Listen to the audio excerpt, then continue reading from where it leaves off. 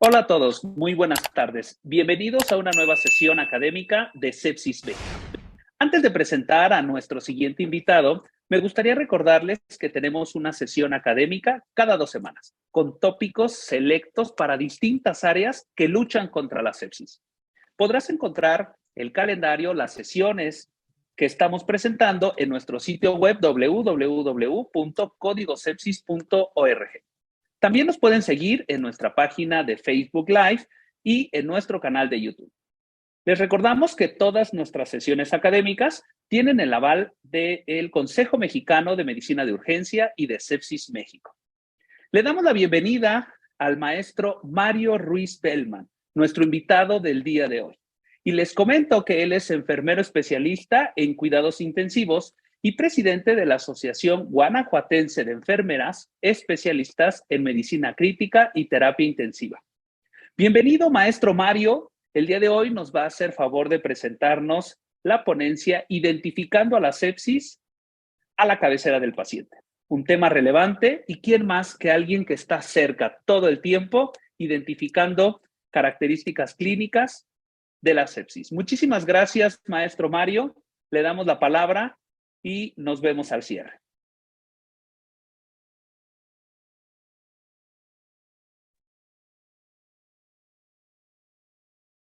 Hola, muy buenas tardes. Quiero agradecerles mucho la invitación a participar con este tema tan importante, que ahorita cuando estaba analizando la temática, me doy cuenta de que es la suma o la confusión de todo lo que nosotros podemos llegar a ver dentro del hospital al momento de la atención de los pacientes. Y a veces como que lo vemos un poco dividido, separado. Pero cuando hacemos un conjunto o sumamos todo eso que estamos viendo, nos damos cuenta de la relevancia y de la importancia de la observación, de saber qué está pasando para poder iniciar y encaminar acciones dirigidas a la detección oportuna de una patología que sigue cobrando vidas a pesar de los múltiples avances de la medicina, de los cuidados. Entonces, bueno, quiero agradecer mucho la paciencia de Grupo México de Sepsis. Y agradecerle mucho al director Luis Antonio Gorordo del Sol la invitación y a todo su equipo de trabajo. Pues darle mucho las gracias por la invitación. Entonces vamos a entrar de lleno con lo que es el tema y espero que tocar los puntos específicos y sensibles de esta temática, pues, y que sea de su agrado. Y pues bueno, vamos a empezar con el tema que hoy nos atañe aquí como tal es identificando la sepsis a la cabecera del paciente. Y bueno, ya lo había mencionado hace ratito, la sepsis es un proceso clínico, es importante mencionarlo, y que se puede observar con relativa frecuencia en los hospitales, en cualquier parte del hospital. Obviamente a lo mejor donde nos atañería sería observarlo desde el servicio de urgencias, desde que llega el paciente, pero en el transcurso o en la estancia del paciente, claro que se puede volver a presentar o se puede presentar. Y bueno, no cabe duda que hoy sigue siendo una de las mayores causas de mortalidad en todos los países. La sepsis como tal, pues es una patología que amenaza la vida y pues como lo acaba de definir el consenso de sepsis 3, aquí vemos la definición. Esa es una disfunción orgánica potencialmente mortal causada por una respuesta desregulada del huésped a la infección. Entonces, es decir, cómo cada organismo va a responder de forma diferente ante una infección. Y la detección y el diagnóstico precoz, pues de esta entidad tienen repercusión tanto en el pronóstico como en la evolución del paciente. Entonces, ahorita vamos a analizar en la otra gráfica, en la otra diapositiva, perdón, cómo no todas las infecciones se deben de considerar como sepsis. ¿Verdad? Hay criterios que la marquen y que la definen como tal. Entonces, esta es la definición de sepsis 3, son las guías que se actualizaron en el 2021. Y como un poco de antecedentes, bueno, nada más recordar que me parece que la primera guía del manejo de la sepsis se inició por ahí de los años 90, por ahí del 91, y empezó a manejar distintos términos, distintas definiciones. Ahora en este tercer consenso, que se le conoce como sepsis 3, se modificaron y se actualizaron las definiciones y criterios. Dentro de esos, pues había antes una clasificación de sepsis en 3 estadios evolutivos y esa finalmente desaparece.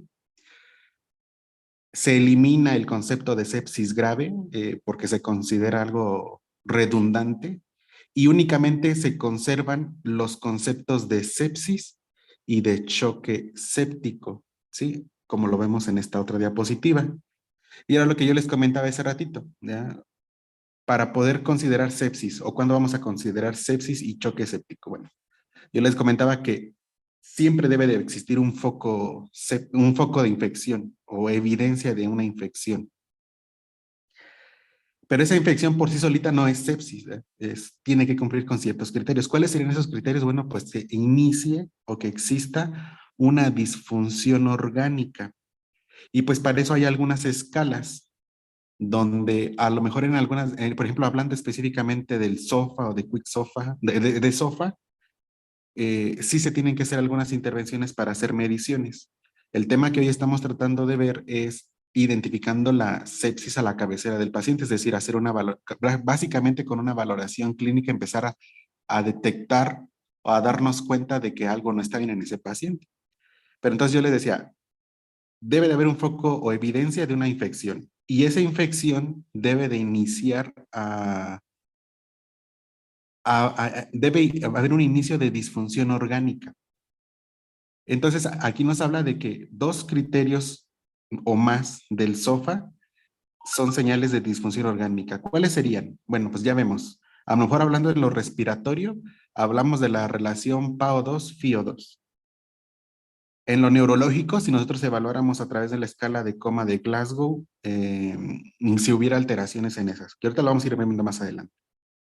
Si hay alteraciones en la presión arterial médica, en la presión arterial media, perdón, a pesar del uso de vasopresores, también es un punto. Entonces ahí ya, y fíjense, vamos viendo y vamos revisando que estamos valorando lo respiratorio, lo neurológico, lo hemodinámico, la creatinina sérica o el gasto urinario, estamos hablando de lo renal, si hay aumento en la bilirrubina, que estaríamos valorando la parte hepática, o el conteo plaquetario, lo hematológico. Entonces, cualquier disfunción orgánica y que la podamos evaluar, en este caso que lo están evaluando con el con SOFA, entonces una evidencia de infección más una disfunción orgánica, ahí sí estamos hablando de que se está generando o prevalece el cuadro de sepsis. Ahora bien, ¿cuándo es choque séptico? Bueno, pues cuando existe esa sepsis y que aparte hay hipotensión y que necesitamos tener vasopresores para mantener presiones arteriales arriba de 65 y que a lo mejor, aquí también hay que tener mucho cuidado, y a lo mejor que no respondió a una serie de actividades iniciales que pudiera ser, y que eso está mucho en discusión tras la administración de fluidoterapia en aquellos pacientes que ameriten la fluidoterapia, y que no responden y que solo necesitan vasopresores y que aparte tiene un lactato mayor a 2, entonces estamos hablando de choque séptico.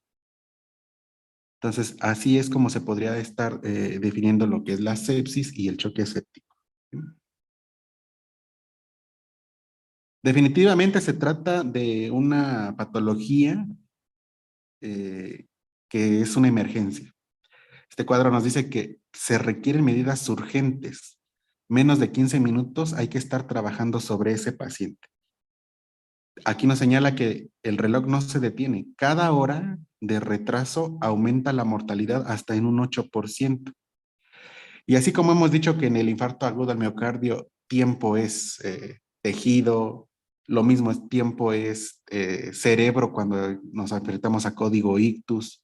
Pues aquí también estamos hablando de que cada minuto que nos retrasemos va aumentando la mortalidad en esos pacientes. Si no nos da tiempo de esperarnos. Se tienen que actualizar y se tienen que llevar a cabo todas las acciones pertinentes para iniciar el tratamiento de forma oportuna.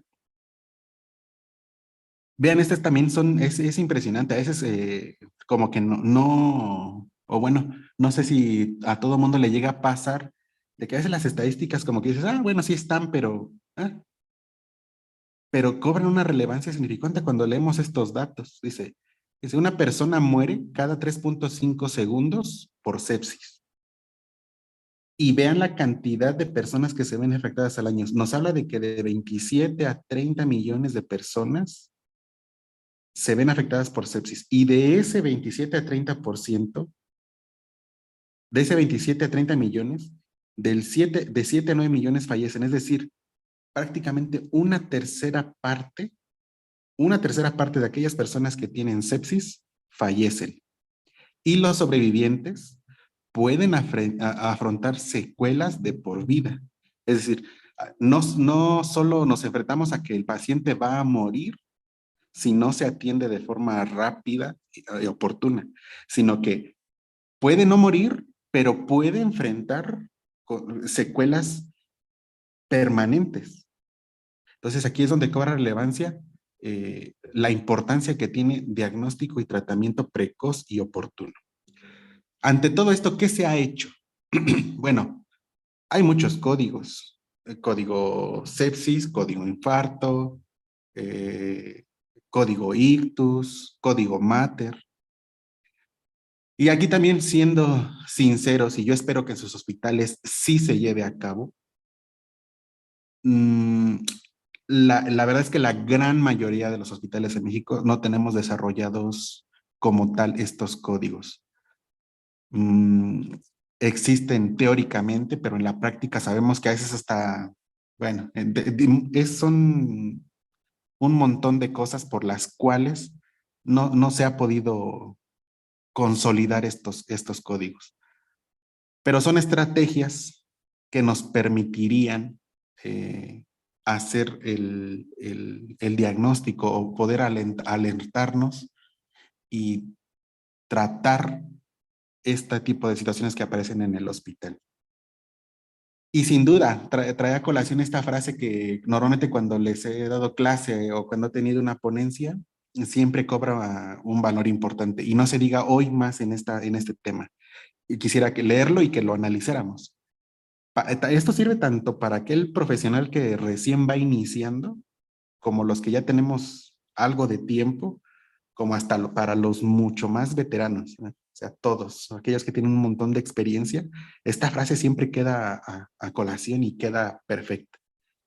Se la ataña a Florencia Nightingale y nos dice, la observación indica cómo está el paciente. Si con solo observar me estoy dando cuenta de cómo está el paciente. La reflexión indica qué hay que hacer. La destreza práctica indica cómo hay que hacerlo. Pero sin duda, la formación y la experiencia son necesarias para saber cómo observar y qué observar, cómo pensar y qué pensar. Entonces, ahorita lo vamos a ver en las gráficas que les voy a mostrar, en las láminas que les voy a mostrar. ¿Por qué cobra relevancia? Porque sí, les puedo decir, yo creo que si nosotros no tenemos un marco teórico en nuestra formación, si no estamos leyendo o actualizándonos, les digo a los chicos que están conmigo de estudiantes, les digo, puede pasar todo el cuadro clínico de una patología enfrente de nosotros, pero si nosotros no tenemos el contexto teórico atrás, pues va a pasar por nosotros el cuadro clínico completito y nosotros nunca lo vimos. Dicen que también la otra frase es los ojos nunca van a ver lo que el cerebro no conoce.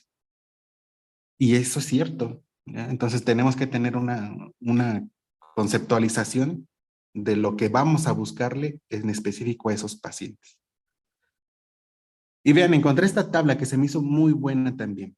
Les decía, existen diferentes códigos, los echamos a andar en algunas ocasiones, no siempre funciona del todo. Pero miren, sin duda lo que sí tenemos, y casi siempre en los hospitales, código azul o paciente en paro, y se activa, ¿no? Un equipo de respuesta. Aunque ese equipo de respuesta, ocasionalmente o casi siempre somos nosotros mismos, el que está a cargo del paciente más el médico que lo está viendo. Y eso cuando los tenemos ahí cerca, ¿verdad? Porque a veces bajan a dar la consulta y pasan su visita muy temprano, pero se van y bueno, a veces sí, pues el que está ahí, el personal que está ahí como que más pegado, siempre es a esa enfermería y son los primeros respondientes. Entonces, vean, encontré esto, diferencia entre el código de emergencia tradicional, código azul, y lo comparan con los códigos de respuesta rápida o con los equipos de respuesta rápida. Y analizamos las variables. Por ejemplo, la primera variable dice, criterio típico para activar el código. El código azul. ¿Cuándo gritamos código azul? Pues cuando el paciente no tiene pulso, no hay respiración, ya no escuchamos la presión o hablamos al paciente y ya no responde el paciente. En cambio, cuando hacemos una detección rápida, entonces podremos activar a los equipos de respuesta cuando el paciente está hipotenso, que está taquicárdico, que tiene taquipnea, hipoxemia, entre otras cosas que nosotros estamos observando que está mal en ese paciente. Cuadros típicos atendidos por el equipo de paro. Bueno, pues si ya avisamos que no tiene pulso, que no respira, que no hay presión, que ese paciente esté en paro. Paro cardíaco, paro respiratorio, tiene una obstrucción de la vía aérea. Entonces, esto es lo que normalmente en el código azul nos enfrentamos. Pero en comparación con el equipo de respuesta rápida, normalmente cuando se activa, porque vimos algo anormal en ese paciente, pues cuando llegan van a decir, ah, bueno, ese paciente está hipotenso, pero a lo mejor que está séptico, está desaturando, bueno, tiene edema pulmonar, está arrítmico, con insuficiencia respiratoria, es decir, estamos dándonos cuenta de un cuadro clínico característico que nos puede estar dando la sugerencia de que está pasando una patología por específico en ese paciente. Pero aquí nos está avisando de sobremanera, mucho antes de que el paciente se pare, ¿verdad? Que hay una parada cardíaca. Y luego vean, tasa de activación, número de activaciones por cada 1000 admisiones. El código azul se activó nada más de 0.5 a 5 veces por cada 1000 admisiones. Es decir, es poquito. Y de 20 a 40 veces por cada 1000 admisiones se activó el equipo de respuesta rápida. ¿Por qué creen que pase eso? Bueno, definitivamente porque los códigos azules muy probablemente son mucho menos que poner sobre aviso a un paciente que estamos viendo mal. Es decir, nosotros desde que llegamos a la guardia nos damos cuenta de que ese paciente está mal, ¿sí? Y ese paciente que está mal, a la larga, puede ser que caiga en paro, ¿sí? Pero si yo detecté que está mal ese paciente y di aviso, puse sobre alerta al médico tratante o al médico que estuviera de guardia atendiendo las urgencias y va y le hace unas modificaciones al tratamiento, pues a lo mejor evita que el paciente progrese hasta el paro. Entonces, definitivamente, las veces que se activa más el equipo de respuesta rápida es mucho más veces que aquel que como tal hizo la parada cardíaca. Y lo que sí es un dato sorprendente y que ustedes lo ven, hablamos de la mortalidad de casos atendidos. O sea, ¿cuántos pacientes fallecieron? Código azul, del 70 al 90% de los pacientes fallecieron. Es decir, si tomáramos la cifra más alta, de cada 10 pacientes, 9 fallecieron. Y en el sistema de respuesta rápida, vean la cifra mínima, del 0 al 20% fallecieron, 2 de cada 10. Cuando yo me di cuenta y avisé. ¿Sí? Entonces, del 0 al 20% fallecieron. Y claro, que hubo una atención de ese equipo de respuesta rápida. ¿Sí? Entonces, es impresionante la diferencia estadística de mortalidad de los casos entre cuándo se atiende un código azul habitual en los hospitales y cuándo en un equipo de respuesta rápida tuvo a bien actuar en ese momento. Estos equipos de respuesta rápida, ¿para qué nos sirven? ¿O cuál sería la ventaja de tener equipos de respuesta rápida? Bueno, primero, educación. Es decir, todos aquellos equipos de respuesta tienen que estar bien capacitados sobre lo que se va a hacer al momento de que se active un equipo. Se puede hacer medición del desempeño del paquete de sepsis, hablando específicamente cuando hablábamos de sepsis. O sea, cómo llevamos a cabo esas ejecuciones y si funcionan o no funcionan, estamos haciendo una medición de ese desempeño. Obviamente que, a lo mejor lo que más nos importa es ver los resultados sobre el paciente y acciones para oportunidades identificadas, es decir, en qué podemos seguir mejorando. ¿Ve? O sea, esos equipos de respuesta rápida te van a permitir hacer todo esto y todo esto con la finalidad de que se sigan mejorando todas las acciones que van encaminadas a proteger o ¿sí? salvaguardar la salud de esos pacientes. Todos los equipos de respuesta rápida también, obviamente que estamos hablando de que tiene que haber una identificación temprana y un tratamiento oportuno. Ahorita lo que nosotros vamos a ver es la identificación temprana, es decir, cómo nos podemos dar cuenta de que este paciente eh, está mal, o sea, que va a ponernos en el semáforo amarillo de aguas, algo está pasando con este paciente. Y dentro de la identificación temprana, pues debemos de tener herramientas de detección, que es lo que vamos a ver ahorita. Cuando hablamos de herramientas de detección, pues hay muchas escalas.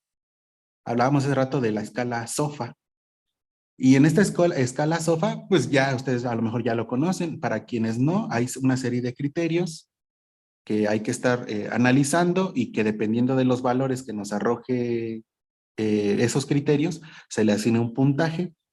Y bueno, y ese puntaje se suma para saber el riesgo de mortalidad que tienen los pacientes. Entonces, aquí cuando hablamos de SOFA, y nada más la quise poner porque les decía yo, el objetivo del tema es identificarla a la cabecera del paciente, a lo mejor con la simple observación, con lo que tengamos en ese momento.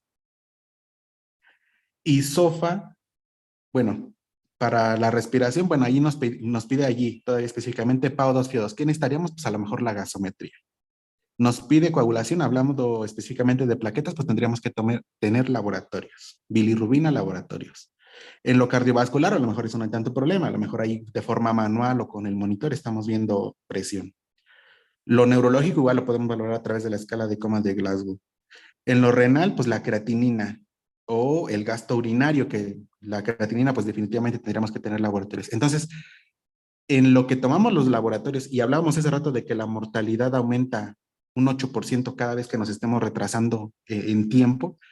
Entonces, realmente aquí, aunque es necesario la toma de laboratorio, pues puede llegar a ser relativamente tardado en lo que tomamos los laboratorios. Entonces, vamos a hablar de aquellas cosas de las que podemos echar mano a la cabecera del paciente. ¿Cuáles serían? Bueno, pues por ahí se abrevió SOFA y hablamos de Quick SOFA. ¿Ya? Quick SOFA nos habla de 3 puntos esenciales y que desde la mejor del servicio de urgencias ya podemos estar hablando de que hay que tener atención en esos pacientes. ¿Qué es Quick SOFA? Son 3 cosas. Alteración en el nivel de conciencia, es decir, escala de coma de Glasgow menor a 13 puntos o un descenso de 2 puntos en una segunda valoración y que cayó 2 puntos la escala de coma de Glasgow, aguas. Algo está pasando que se deterioró ese paciente. Tensión arterial sistólica menor de 100 o una frecuencia respiratoria mayor a 22. ¿Ya? Estos 3 cosas de forma muy rápida nos pueden hablar de que algo está pasando con ese paciente. Y a lo mejor les digo, yo creo que es una herramienta que se ocupa mucho en urgencias, pero que se puede ocupar en cualquier otro piso y que nos está llamando la atención, nos deja pensando, ¿sí? Algo está pasando con este paciente. Quick SOFA. Bueno, aquí se generó hace tiempo una discusión grande, incluso creo que salieron muchos artículos donde se evaluaban diferentes escalas, o sea, trataban de darle un mayor valor a diferentes escalas y compararon Quicksofa, LOTS, y ahora News 2, para hacer y detectar alteraciones en los pacientes. Yo soy licenciado en enfermería, toda mi vida he sido enfermero, ¿ya? Y cuando estaba analizando la escala News, yo decía, bueno, es que todo esto, nosotros lo vemos. Actualmente yo estoy en una terapia intensiva, entonces todo esto lo veo cada hora, cada hora, cada hora, cada hora, cada hora. Y hace mucho tiempo, cuando estuve en hospitalización, y que bueno, que en algunos hospitales sigue habiendo así como que auxiliar de enfermería, tu enfermero general, enfermero jefe de piso. Bueno, cuando yo fui auxiliar de enfermería, yo desde que llegaba a las 2 de la tarde, que estaba en la tarde, y que llegaba a hacer la primera actividad que era recibir, luego empezar a checar signos vitales, yo me doy cuenta aquí que todo eso enfermería lo tiene, todo lo tenemos nosotros. Nosotros los tomamos, se los reportamos a lo mejor a la enfermera general, o cuando nosotros mismos lo tomamos, nosotros estamos haciendo ya una valoración rápida. Si lo vemos de forma individual, a lo mejor no nos dice nada. Pero cuando lo vemos como todo un conjunto, como es esta escala News, que se desarrolló por el Royal College en Reino Unido, nos vamos a dar cuenta de que la suma de todos estos elementos que por sí solos a lo mejor no me dirían nada, pero como todo un conjunto, sí me va a poner o de aviso o de sobremanera para la atención de ese paciente. Entonces, quisiera aquí sí analizarlo así como que uno por uno, porque les digo que finalmente son las herramientas que vamos a tener nosotros a la mano para la atención de esos pacientes. Entonces, hablamos de una frecuencia respiratoria. Ya sabemos que lo normal, bueno, aquí específicamente News nos dice que de 12 a 20, y la escala se divide de 0 a 3 puntos cuando está por encima del valor normal, o de 0 a 3 puntos cuando está el valor por debajo de lo normal. Entonces, frecuencia respiratoria de 12 a 20, le asignamos 2 puntos cuando están entre 21 y 24 o 3 puntos más de 25. Pero también nos dice que si está entre 9 y 11 le damos 1 punto, que si tiene menos de 8 respiraciones, pues les damos 3 puntos. Aquí hubo una modificación, me parece que antes no se tenía en cuenta la saturación de oxígeno en aquellos pacientes que sospechamos o como antecedente de EPOC, entonces ya los mezclan aquí los dos, saturación de oxígeno para paciente sin patología pulmonar y pacientes con EPOC. Entonces, saturaciones mayores a 96 los maneja como 0 puntos, de 94 a 95, fíjense, aunque se pareciera que está dentro de lo normal mantener un paciente de 94 a 95, aquí ya le asigna un punto, de 92 a 93, 2 puntos, menos de 91 le asigna 3 puntos, para aquellos pacientes sin patología pulmonar. Y aquí es donde les digo que se le agregó esta parte nueva, ¿verdad? Saturación parcial de oxígeno en caso de EPOC, de 88 a 92 es normal para ellos. En caso de no tener oxígeno, sin oxígeno, les da, y que esté más de 93%, 0 puntos. Pero cuando tienen el apoyo de oxígeno está con 93, 94, se le da 1 punto, 95, 96 le da 2 puntos, y si está más de 97 le da 3 puntos con el apoyo de oxígeno. Si estuviera sin el apoyo de oxígeno, sería de 88 a 87 1 punto, de 84 a 85 2 puntos, menos de 83 3 puntos. ¿Oxígeno suplementario sí o no? Si sí, 2 puntos. Si no, es que está al aire ambiente, es 0. Presión arterial sistólica. 0 puntos si se encuentra entre 111 hasta 219, alto, muy por encima de lo que nosotros llegamos a considerar normal, pero le da 0 puntos. En caso de que tenga mayor de 220, le da 3 puntos, 1 punto si se encuentra entre 101 y 110, 2 puntos si se encuentra entre 91 y 100, y 3 puntos si la sistólica está por debajo de 90. La frecuencia cardíaca maneja un intervalo normal de 51 a 90, la escala News, pero les da un punto si está entre 91 y 110, si está entre 111 y 130 le da 2 puntos, y más de 131 le da 3 puntos. Un punto si está bradicárdico y se mantiene entre 41 y 50, y 3 puntos si se encuentra por debajo de 40. En el nivel de conciencia, a lo mejor no se mete tanto como una valoración de la escala de coma de Glasgow, pero sí con la nomotecnia, a lo mejor que muchos ya conocen, que es CVDI, que es si está consciente, si responde a órdenes verbales, si solo responde al dolor o si está inconsciente. ¿Sí? Ahí se le daría los 3 puntos. Y temperatura, normal, aquí lo menciona de 36.1 hasta 38, que también hay artículos ahora nuevos que nos han hablado de qué tan bueno, qué tan malo es bajar la temperatura en los pacientes críticamente enfermos. Les damos un punto si está entre 38.1 y 39 y 2 puntos si está más de 39.1. Si solo es un punto se le da cuando está entre 35.1 y 36 y 3 puntos si está por debajo de los 35 grados. Finalmente, una vez que hacemos la evaluación de esto, yo sé que ahorita lo leímos, que lo vimos y que a lo mejor hay que familiarizarnos mucho para saber qué estamos valorando.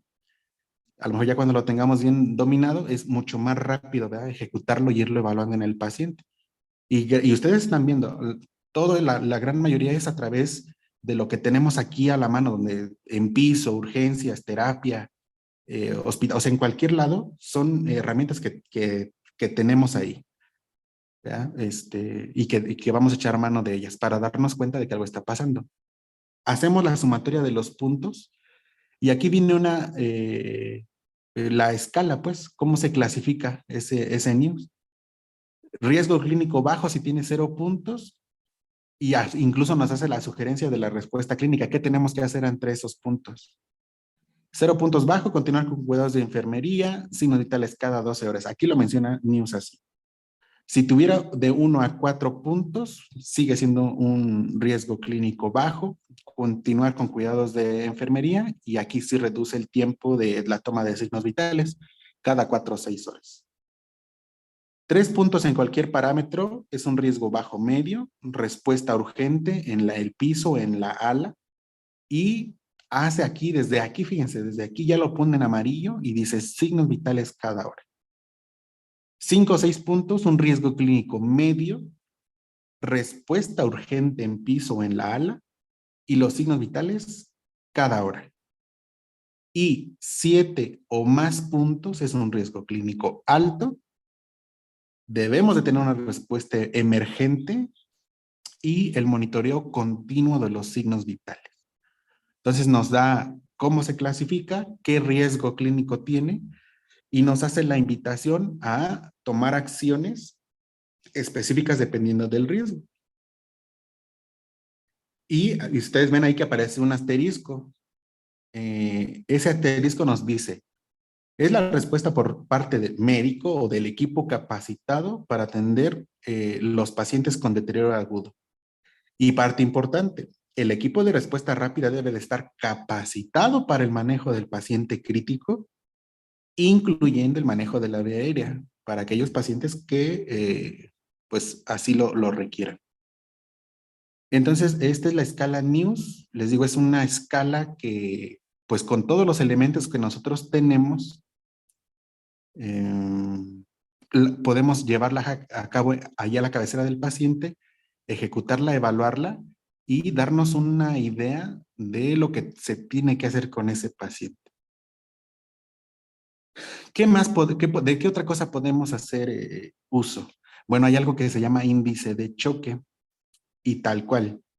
El índice de choque dice que, bueno, se ha evaluado, hay pocos estudios que hayan evaluado el índice de choque. Ahí ven que usted dice IS, puede ser por índice de shock o índice de choque, a veces lo van a encontrar con IC.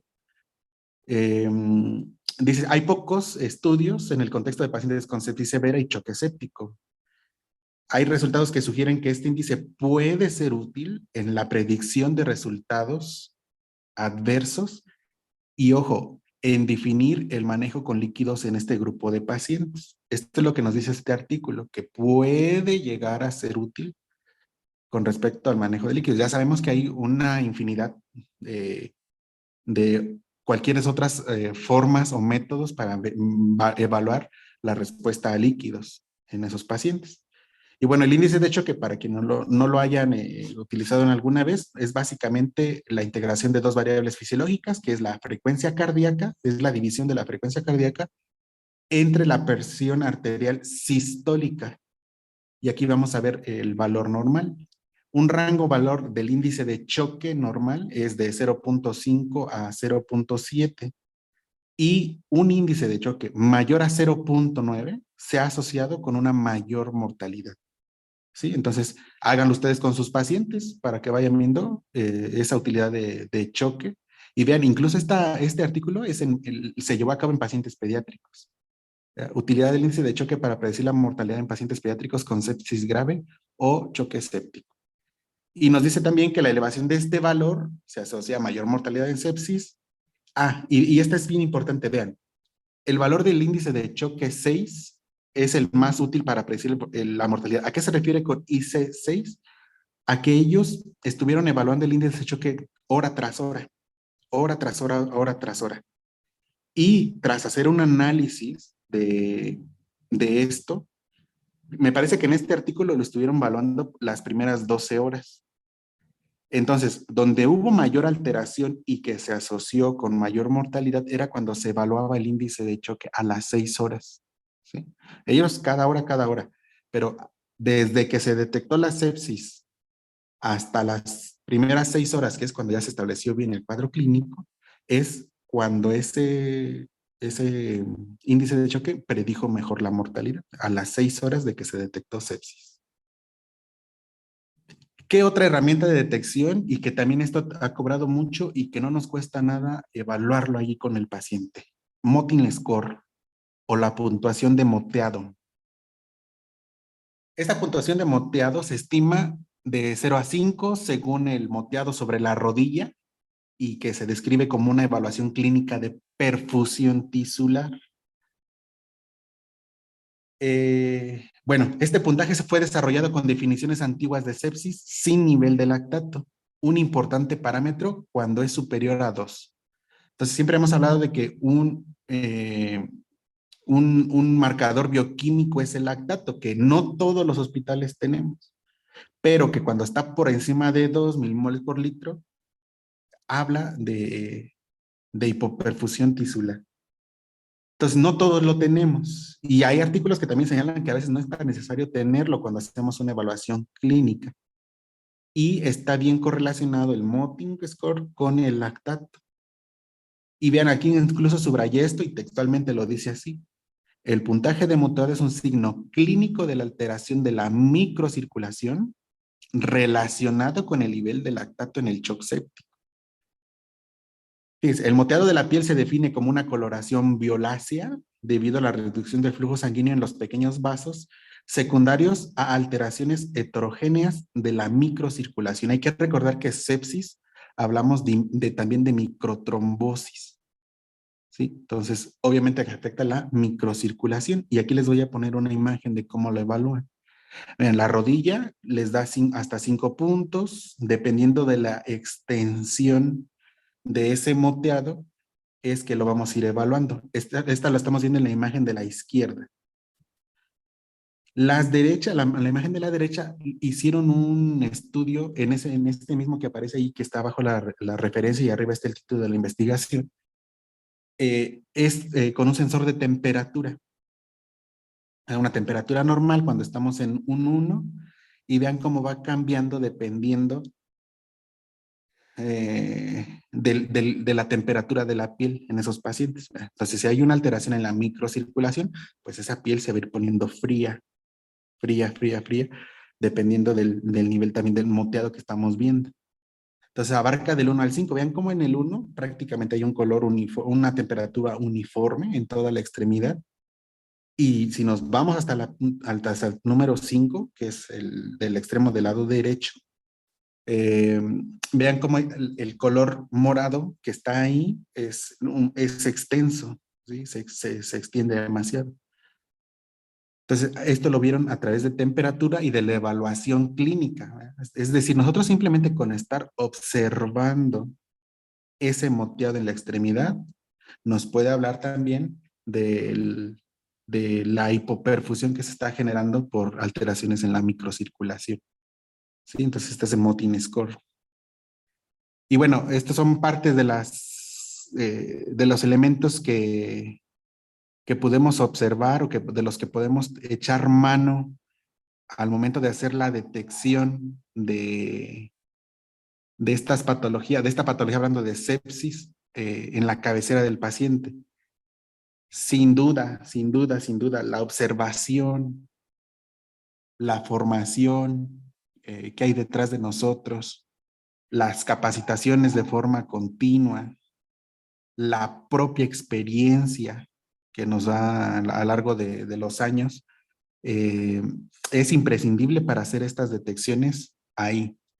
¿Sí?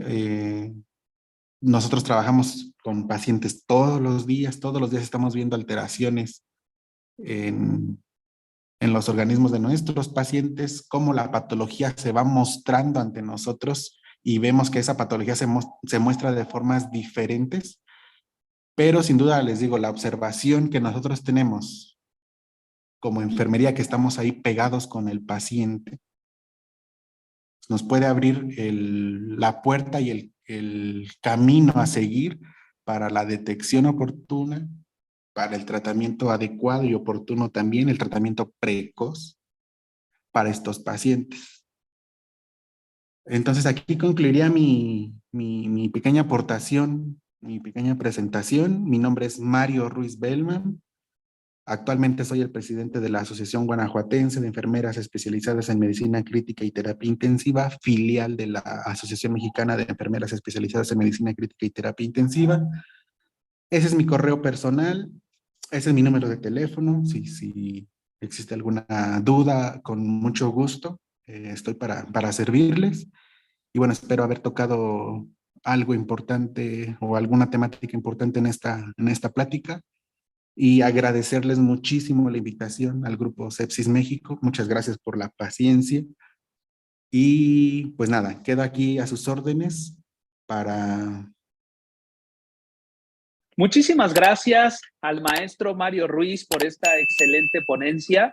Nos deja muy claro la función y sobre todo estos detalles que tenemos que tener muy presente en el paciente séptico en la unidad de cuidados intensivos y a la mano, sí, también estos tips, estos puntos, estas perlas que hay que tener presente. Maestro Mario, muchísimas gracias. De igual manera, pues les agradezco a todos ustedes que están siguiendo esta transmisión en vivo y para los que no alcanzaron a ver la transmisión, saben que va a continuar todavía una semana más esta sesión en nuestro sitio web www.códigosepsis.org, también en nuestro canal de YouTube. Y les recuerdo que pueden descargar su constancia con validez curricular en nuestro sitio web, solamente cubriendo algunos gastos administrativos. Los invitamos a que sigan luchando contra la sepsis en unión a Sepsis México. Maestro Mario, nuevamente muchísimas gracias. Nos vemos en la siguiente sesión.